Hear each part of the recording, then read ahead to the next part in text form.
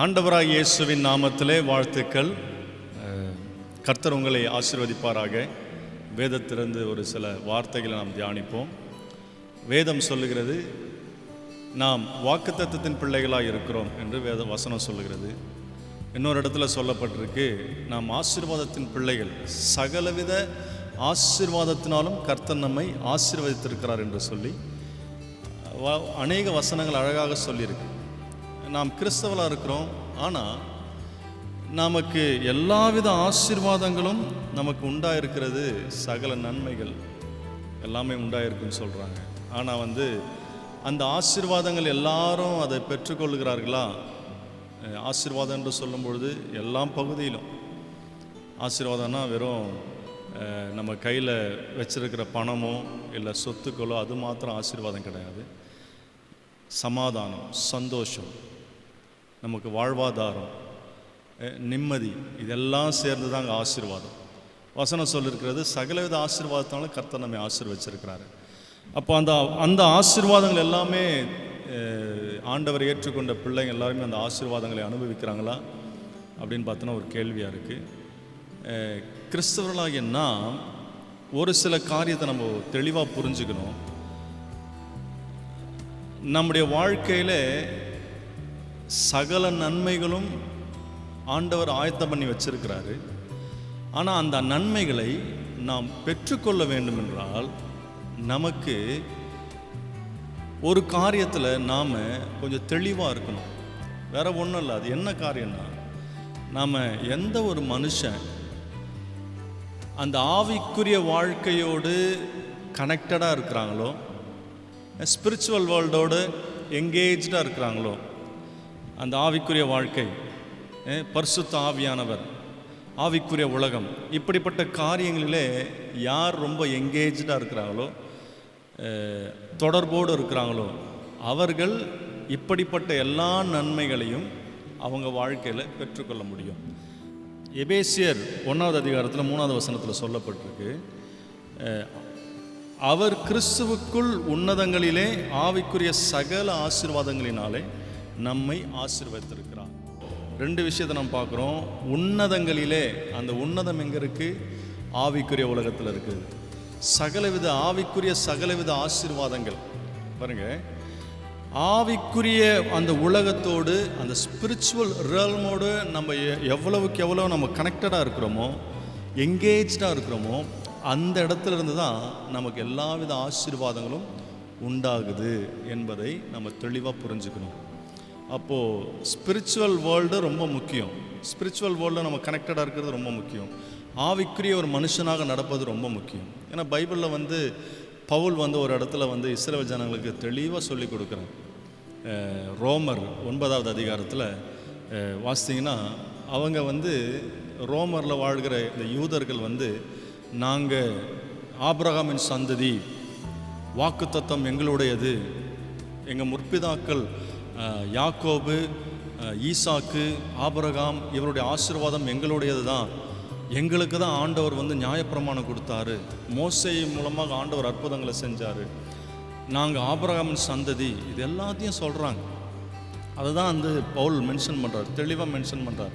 என்ன சொல்கிறார் தெரியுமா? வாக்குத்தத்தம் உங்களுடையது ரைட்டு, நியாயப்பிரமாணம் உங்களுக்கு கொடுக்கப்பட்டது ரைட்டு, மோசேயின் மூலமாக கர்த்தர் அநேக அற்புதங்களை செஞ்சார், பிதாக்களின் ஆசீர்வாதம் உங்களுடையதாக இருக்குது, நீங்கள் ஆபிரகாமின் சந்ததியாக இருக்கிறீங்க. ஆனால் இங்கே ஷார்ப்பாக ஒரு விஷயத்தை பவுல் அந்த யூத ஜனங்களுக்கு சொல்கிறாரு. மாம்சத்தில் ஆபிரகாமின் பிள்ளைகளாக இருந்தனா எல்லாரும் வாக்குத்தத்தத்தின் பிள்ளைகளாக மாற முடியாது. என்ன சொல்ல வர்றாரு? நீங்கள் இஸ்ரவேல் சந்ததி, ஆபிரகாமுடைய சந்ததி, ஆபிரகாமின் ஆசீர்வாதம் எங்களுக்குன்னு சொன்னால் அந்த ஆசீர்வாதம் எல்லாம் உங்களுக்கு சேராதுப்பா. நீங்கள் ஆபிரகாமின் சந்ததின்னு சொன்னால் நீங்கள் ஆசீர்வதிக்கப்பட்டுருவீங்களா? கிடையாது. நீங்கள் எல்லாம் உங்களுக்குள்ளே இருந்தாலும் எல்லாமே உங்களுக்கு சேராது. யார் ஆசீர்வதிக்கப்படுவான்? யார் உண்மையான ஆபிரகாமின் சந்ததியாக மாற முடியும்? யார் வாக்குத்தத்தத்தின் பிள்ளைகளாக மாற முடியும்னா, எந்த ஒரு மனுஷன் அந்த ஆவிக்குரிய உலகத்தோடு கனெக்ட் பண்ணி பார்க்கணும், ஆவிக்குரிய உலகத்தோடு கனெக்டடாக இருக்கிறாங்களோ அவர்கள் தான் வாக்குத்தத்தத்தின் பிள்ளைகளாக இருக்க முடியும். இங்கே இஸ்ரவேல் ஜனங்க ஒரு காரியத்தை மறந்துட்டாங்க. ஆபிரகாமின் சந்ததின்னு சொல்கிறாங்க.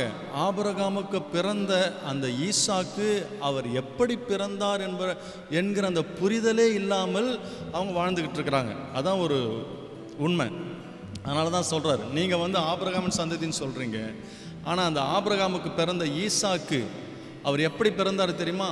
அவர் மாம்சத்தின் வழியாக வந்தாலும் அவர் வாக்குத்தத்தத்தின் பிள்ளையாக இருக்கிறாரு.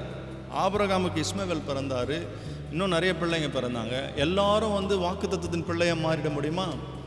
ஈசாக்கு மட்டும்தான் வாக்குத்தத்தத்தின் பிள்ளையாக மாற முடியும்.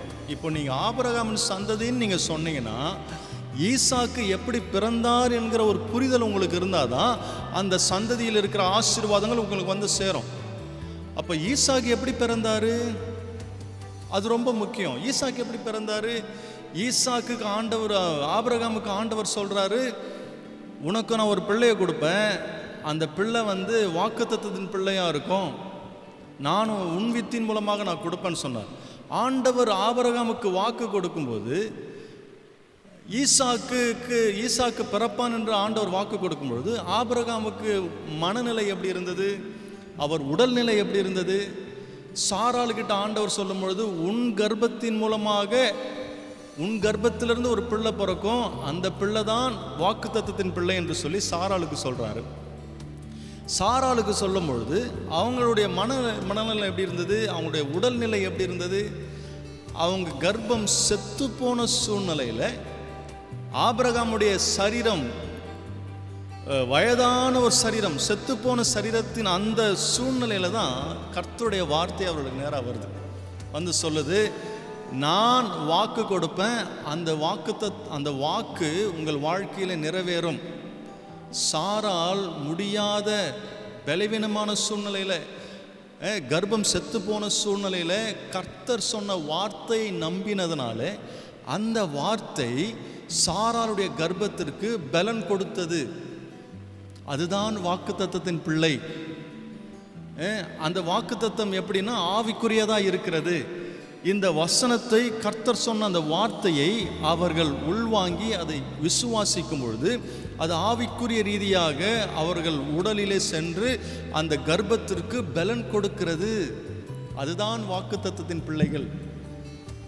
ஏன் பவுல் இஸ்ரவேல் யூதர்களுக்கு கிளியராக சொல்கிறாருன்னா, நீங்கள் எல்லாரும் இஸ்ரவேலர்கள் தான், ஆபிரகாமின் சந்ததி தான், ஆனால் நீங்கள் ஆவிக்குரிய ரீதியாக ஆண்டவரை நீங்கள் அணுகவில்லை என்றால் உங்களுக்கு இந்த வாக்குத்தத்தம் செல்லுபடியாகாது, உங்கள் வாழ்க்கையில் நிறைவேறாது.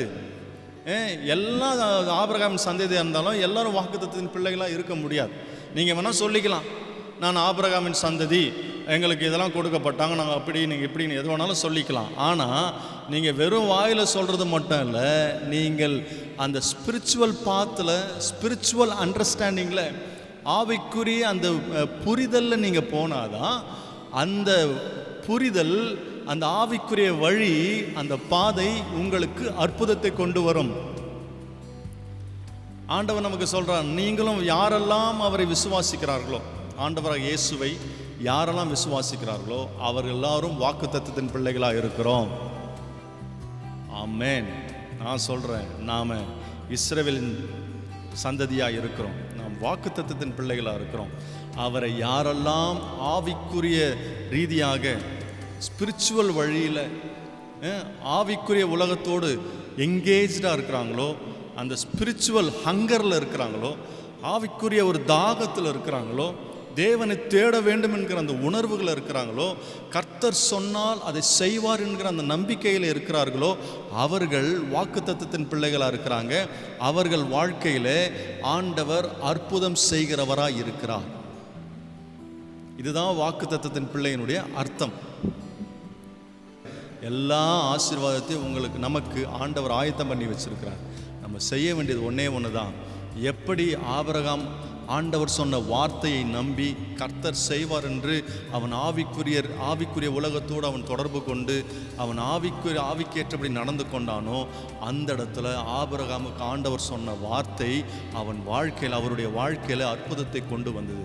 அதே நம்முடைய வாழ்க்கையிலும் நாமும் எப்படி ஆபிரகாம் தேடினாரோ அதுபோல நாமும் ஆண்டவர் சொன்ன வார்த்தைகளையும் விசுவாசத்தோடு நாம் ஏற்றுக்கொண்டு, கர்த்தர் செய்வார், அவர் நடத்துவார், என்னை கைவிட மாட்டார், அவர் வார்த்தை உண்மையுள்ளது என்று சொல்லி யாரெல்லாம் விரும்புகிறார்களோ, விசுவாசிக்கிறார்களோ, அவர்கள் வாழ்க்கையில் கர்த்தர் வாக்குத்தத்தத்தை நிறைவேற்றி நம்மை ஆசீர்வாதமாய் நடத்த அவர் போதுமானவராக இருக்கிறார். உண்மையாகவே இந்த வசனம் உங்கள் வாழ்க்கையில் ஒரு பெரிய மாற்றத்தை கொடுக்கும் என்று நான் விசுவாசிக்கிறேன். நமக்கு ஆண்டவர் இருக்கிறார், வாக்குத்தத்தம் நமக்கு இருக்குது. ஆவிக்குரிய உலகத்தோடு நாம் தொடர்பு கொண்டு நாம் ஆசீர்வாதங்களை பெற்றுக்கொள்வோம். கர்த்தர் நம்மை ஆசீர்வதிப்பார். ஆமென், ஆமென். God bless you.